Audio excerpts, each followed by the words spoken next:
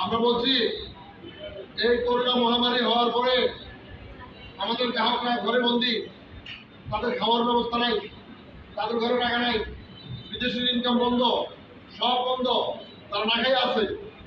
আমি একজন কোভিড যোদ্ধা, আমি আমার গ্রাহকের বাড়িতে যাচ্ছি তার চেক নিয়ে।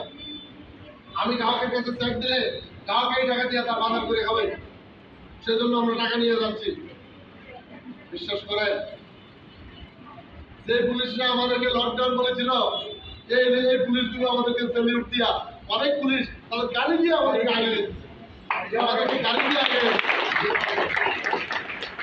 বন্ধুগণ,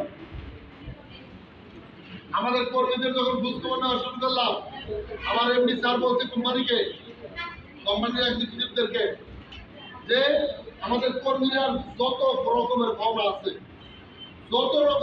আছে, সব পাওনা চিঠি তো চলে না, ডাক তো চলে না, গাড়ি তো চলে না, বলছে কম্পিউটারের মাধ্যমে, জুমের মাধ্যমে লিস্ট পাঠালো।